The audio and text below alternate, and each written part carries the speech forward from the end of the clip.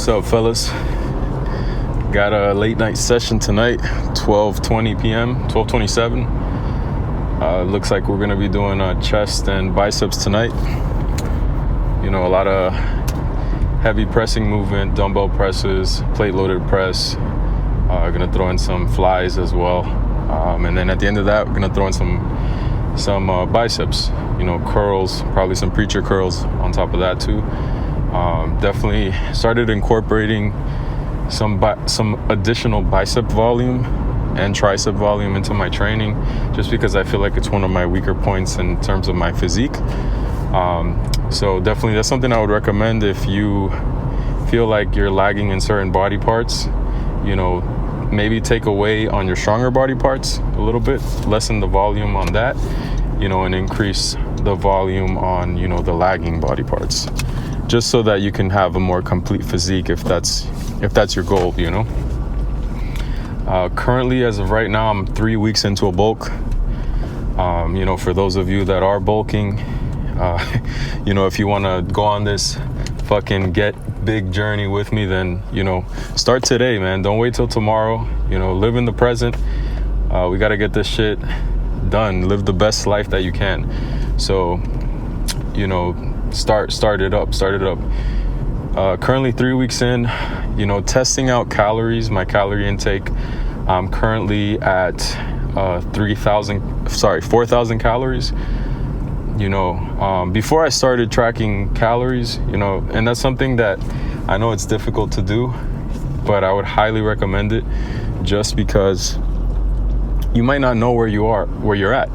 You might think that, you know, you're trying to gain weight and you think that, hey man, I'm eating all these calories, and then you actually go and track it and you realize that, you know, the calorie intake isn't there. Your protein intake is probably not where it needs to be. You know, you're not intaking enough carbohydrates. So this is going to bring to light so many things that you may be lacking in terms of your calorie intake.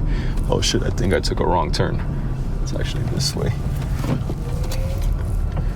And yeah, so I would highly recommend that, you know, especially if you're hitting a plateau.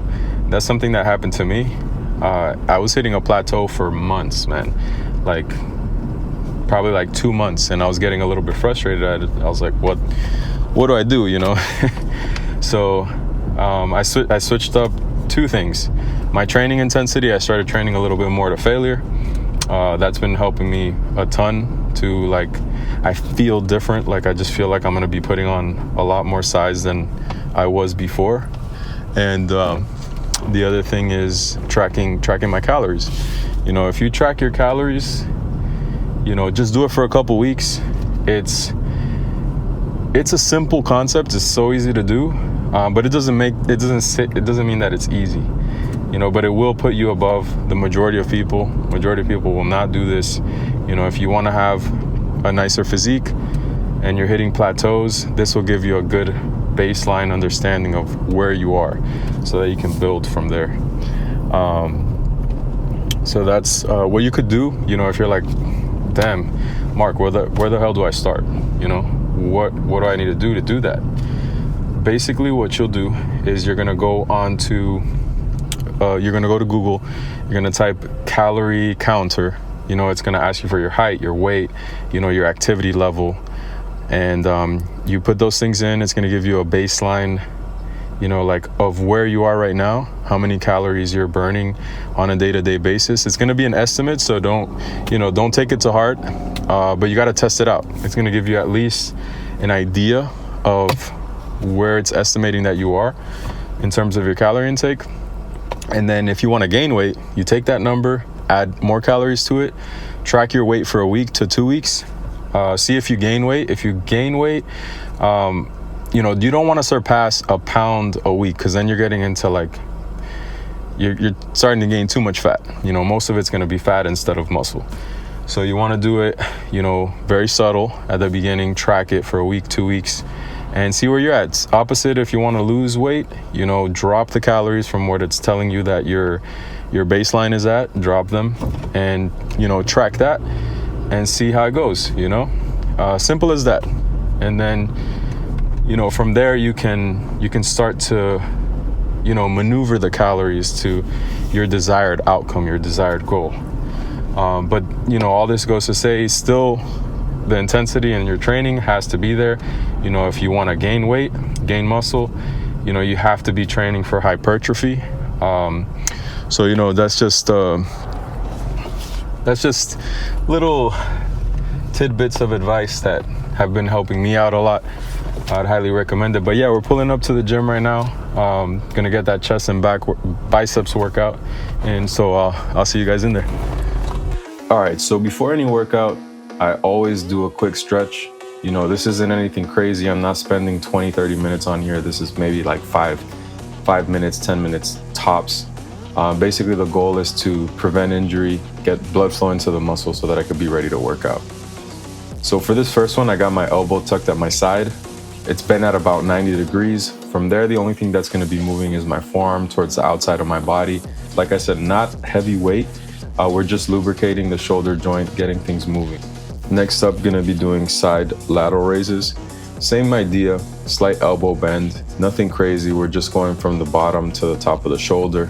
Just keep in mind, guys, all of these workouts, all of these exercises right here for the warm-up, you can also do with dumbbells if you don't have access to cables, or if you just prefer with dumbbells. I do both, actually. After a couple of those shoulder warm-ups, I like to move into a light cable fly. So with this one, we're trying to hit the upper pec versus the shoulder specifically. So on this one, the arm position is kind of like you're about to do a bicep curl, but instead you keep a slight bend and move your arm from the side of your hip to up to around like chest height. All right, so after the warm-up, I'm gonna jump into an incline dumbbell bench press. This is gonna be my first exercise for chest. My first set is gonna be pretty light because I wanna get used to this specific movement before I get into the heavy set. This first one is basically gonna be around 5 to 6 feeler reps. You can see I'm taking the weight very slow and controlled. Definitely wanna get a nice feel before I jump into that bigger, heavier set. In terms of form, I'm dropping all the way down to my shoulders. So that deep stretch is gonna help you get the maximum amount of contraction. You don't necessarily need to lock out at the top like I'm doing here. Your elbows don't have to lock out. Just focus on a nice controlled pace and getting that full stretch at the bottom. Another thing I forgot to mention is the angle of the bench.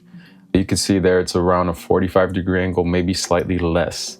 I really like to focus on the incline versus a flat bench, which I used to do a lot in the past, just because I think most of us have a lesser developed upper pec versus our lower and mid pecs. So I really want to emphasize that specifically.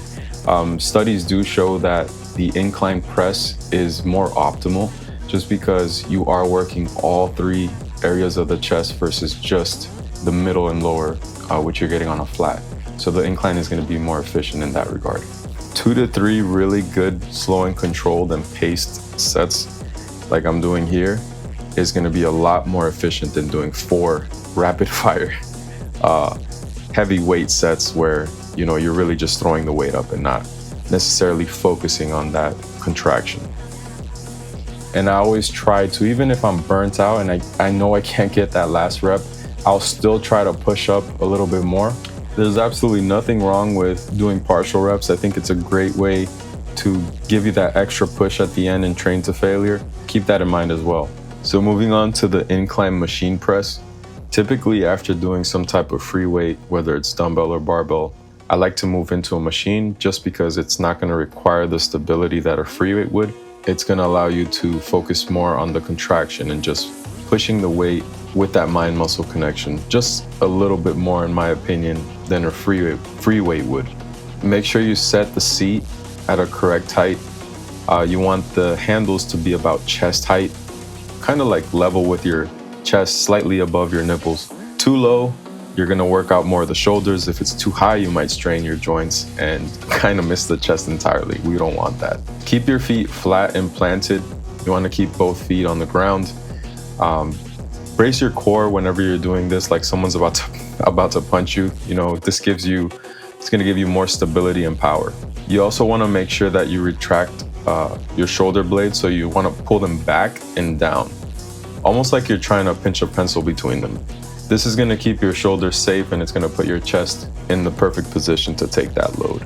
You also want your hands slightly wider than shoulder width. When you get to the top of the movement, I recommend you stop just short. You don't need to lock your elbows out. I kind of did it in this entire workout today, but usually I don't necessarily lock out completely. It keeps more tension on the muscle and protects the joints. Whenever you lock out, even when doing like leg presses, bench press, anything like that, you could put extra strain on the joints, and we don't want that either. As you can see, a common theme for me, really, that I've been switching up in my workouts is having these slow and controlled reps. You don't want to ego lift. Use a weight that's gonna allow you to control the movement, especially on the way down, which is that eccentric phase. I've been looking into some research that shows that the eccentric is more beneficial in terms of building muscle than the top of the movement. So jumping to a pec deck machine, this is the first time I've used this specific pec machine. The contraction on it was incredible, but you can really do this with any, it could be a chest fly, cable chest fly. It could be a regular pec deck. You can find those in Planet Fitness, LA Fitness. Pretty much any gym should have this. What you want to do is adjust the seat height. Whenever you sit down, make sure that the handles are level with your mid to upper chest. If the handles are too low or too high, just make sure you adjust the seat. You want your elbows at roughly 90 degrees when your arms are out to the sides. So moving into the last set, I went a little bit heavier on this one, but still just keeping the focus on that squeeze at the top, extension at the bottom. By this point, my chest was incredibly pumped. So much so that I finished this workout. I did some other, I think I did an incline plate loaded press after this. And I honestly came back for another 1 to 2 sets just to, burn off the chest, because I felt like this right here, at least for me, it really stimulated that muscle contraction. You can see I'm getting to my burnout range there. I probably could have done a partial at the end, but my pain tolerance was not too high at the end of that. So moving on to the plate loaded incline press, very, very similar to the machine press. It's just a different feel because of the plates. So in terms of the positioning of your arms, your elbows, your chest, your scapula, everything is going to be very similar to the previous incline press that we did. So same rules apply. You don't want to be bouncing the weight. Keep a nice slow and controlled pace. We're specifically targeting the upper chest on this one. So you want to make sure that your scapula is retracted, it's back and down, and you're really focusing on pushing through with the chest. You don't want your shoulders to come out forward. I see that mistake a lot when I'm at the gym. I can see that guys are trying to push through heavy weight, and sometimes that might be the issue. The weight just might be a little too heavy, and you're forcing it up with your shoulders versus staying back and just using the chest. You're gonna feel your triceps also, especially closer to the top on the lockout.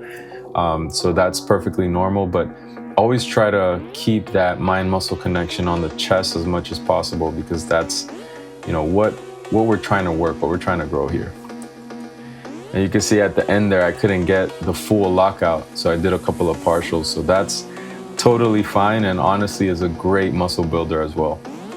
Like I said before, back to this killer pec deck.